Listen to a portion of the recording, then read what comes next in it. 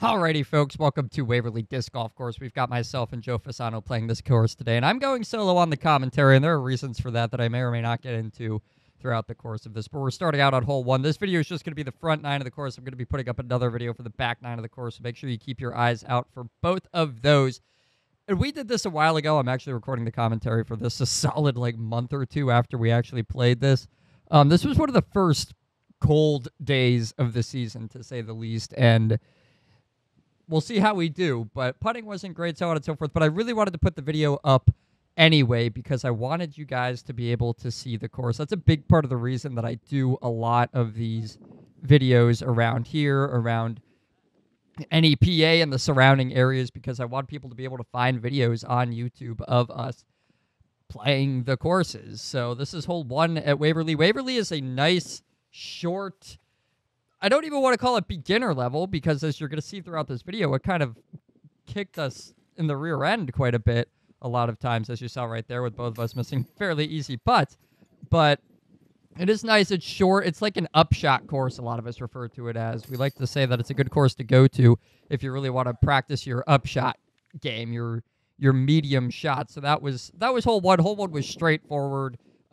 It was decent. There was not as short as this 81-foot par 3 that we're about to play right here, as Joe goes massive Anheuser backhand, and that lands right next to the basket. It's hard to tell with the video that we had right there, but it is right next to the basket, and I'm taking a mid-range forehand approach, kind of the same line, just throwing it the other way, and you could see where that one landed better, and that one landed right next to Joe's, as you're about to see in a second. So we do both manage to birdie this 81-foot par 3 hole 2 and get out of here with both of us at 1 under par through 2 holes, and we'll see how long that lasts.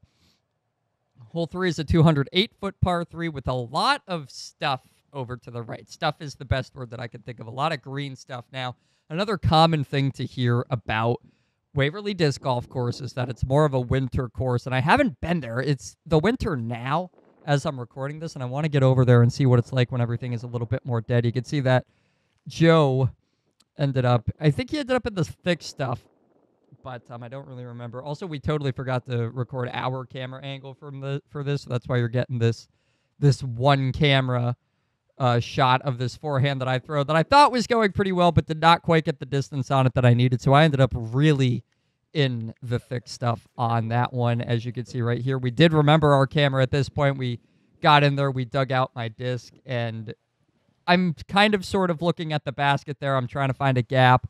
That's the best way that I can put it for you guys, and I just kind of whip it out there, and it doesn't really quite come out, but I guess it could have been worse. I don't know what to say about that one at that point in time. And then I'm taking a knee right here, and you can, I believe I can hear the wind right now in my headphones. I hope that you guys can hear the wind too a little bit. Just to give myself a little bit more of an excuse to be missing all of these putts, because it was super windy this day. Like I said, it was one of the first days transitioning from summer into fall where it got really cold. We both showed up to the course and we were like, holy crap, we were not prepared for this, but hey, we were ready to go. We were recording a video, and when you're recording a video, you got to stay honest with yourself about how you're doing, and when you're missing putts left and right, and it is what it is at the end of the day. Also, this scoreboard that I have down in the corner, I don't know that that's accurate. I don't think it is. I might just end up taking it off before I even post this video, but I might just keep it on there at this point, because like I said, I'm in a rush right now to get this video up,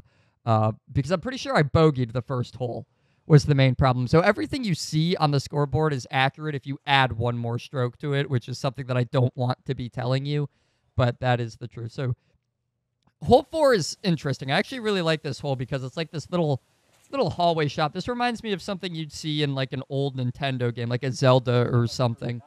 If you, I don't know, it just seems like a scene or a map that would be created in one of those games. And I'm normally pretty good on this hole. I ran straight into a tree this time around, but luckily, if there was one thing that was working for me on the day that we recorded this, it was throwing my black Prime Judge. You just saw me throw that there. Nice putter that I have that I use for throwing. I throw forehands with it. I was just good at that on this day. Unfortunately, that's not what I'm throwing most of the time. Maybe it should be what I'm throwing most of the time. Maybe I should change up my game to do that, but either way, that was the one thing that was going right for me. so we get out of this hole not too bad. Again, this one's short. It's 136 feet. Most of the holes on this course are fairly short, but some of them are incredibly interesting, especially on the front 9. Look at Joe's disc here, by the way. I don't even know what that is, but I've seen that disc quite a bit, and I told him we had to get a shot of that on camera. So he was really liking this Anheuser play today. I asked him right there that if he does throw forehands, because I know that there are some people that just straight up don't throw forehands. But this hole is like a big horseshoe for those of you that have never played the course before. And you can see he ends up putting so much ante on that it just rolls right down to the road, not towards where he wants it. The road would be out of bounds. We weren't really playing the out of boundses on this day. We were kind of in a hurry to get out of there. I'm throwing a forehand, really overstable. So I went with a Zeus there. I believe that's a Zeus. That's my Zeus. And I just went forehand with a lot of hyzer on it, trying to get that absolute horseshoe shape out of there. I don't know if we did the best job at really capturing what the hole looks like, but the thing is that the basket is almost directly to the right of the tee pad, but you've got all of the woods in between you on this hole, so you got to come out and you've just got to whip it all the way back around. Unless you've got a really utility roller shot that you can throw that will cut that hard or something like that, this is just a hole that you don't see people birdie because it's a ridiculous type of thing. So in here, Joe and I were talking back and forth quite a bit because he's just got nothing. This is Waverly in a nutshell right now. You find yourself in those situations where you're just in the thick of the thick and you can't get out. Or the best that you could do is get out. You don't even have like a miracle shot available to you to try and take. So we're just chugging right along, trying to make our putts, and yeah, that's what I've got to tell you. We get them in eventually. We could have been doing worse. That's all I can really say. Then we tried to do a cool transition right there, if you caught that. So hole 6 is everybody's favorite at Waverly, I think, as Joe goes over the top there. That was a tomahawk that he just threw. And it actually worked out pretty well for him. So you've got this hallway shot, but it's not a hallway because there are trees all over the place in the middle of it. So I'm also going to be going thumber. So just a tomahawk in reverse. I throw it to the left and have it come down to the right, where Joe threw it to the right, had it come down to the left.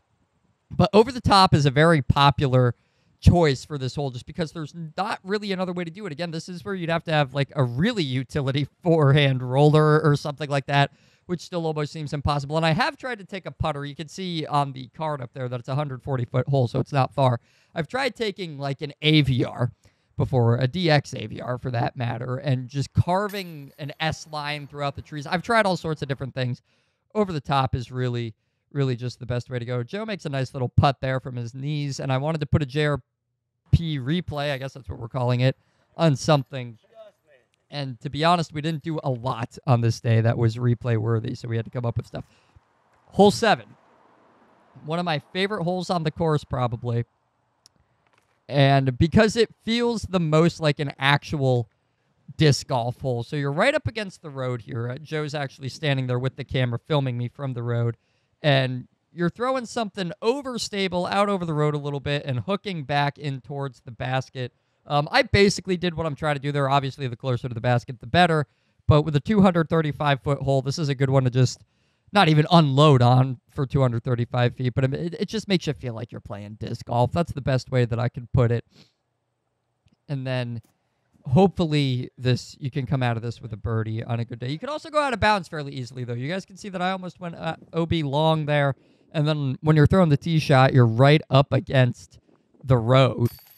So, and the road is OB in most situations. So you do have to have some sort of control over your shot in order for yourself to not lose terrible momentum really quickly on this one. And at this point, this is where I really lose the scoreboard too, because this is where we were at the point of the day where we're just like, it's windy, we can't make putts because we're all bad at disc golf, and we were just throwing discs around at this point. That's all that was going on. And then hole 8 kind of adds to this actually feel like you're playing disc golf type of thing. You got all the thick stuff over to the left, which is where we both end up. Joe just sailed that one. That one just got away from him and went way into the left. Now, that stuff is not out of bounds. At least as far as I'm aware, it's not. But you're trying to throw over 300 feet here, which is a task for us mediocre disc golfers that play in this area. And we both absolutely lost our discs on this one. Surprisingly enough, mine barely went into the thick stuff, but we spent a lot more time searching for mine than we did for Joe's, even though Joe's went like way into the thick stuff. And Gerard's just recording us the whole time, trying to track down this disc. This stuff is thick at Waverly. So here Joe is coming out of the thick again, as I keep liking to call it. And this is another one of those situations where there just wasn't really a line to be had. And we're discussing in here. We're like, I'm caddying for him at this point, basically. It's like, what do I do? And I'm like, I have no idea. So he just chucked something up over the top. He got out of the woods, but then it just rolls away over to our fellow disc golfers over there at that side. And then we finally found mine. I'm 1 foot in, 1 foot out right here of the woods. And this is that forehand prime judge that I was talking about that I at least had a little bit of control over throughout the day. So Joe's going for the long putt here. And right here, we're starting to tell ourselves, we're like, come on, we need to make something amazing happen. We need a reason to still put this video out on YouTube. But he actually almost made that. The camera angle didn't give it as much justice. From my angle, it actually looked like he was about to make that. And but we're just falling apart here. But we're on hole 8, and hopefully we pick it up a little bit on the back 9. That's what we're thinking at this point. We're just like, we got to make some amazing shots. We need to put together a highlight reel, and you'll hear me say right here that we're just putting together all sorts of shots for the not highlight reel, getting a bunch of not highlights picked up in this video. So when I do like a JRP 2020 disc golf year in review or whatever we decide to do, then I'll have a whole bunch of not so great shots to put together. So here we're on hole 9. It's a short 161-foot par 3, very ace run hole, as most holes on this course are.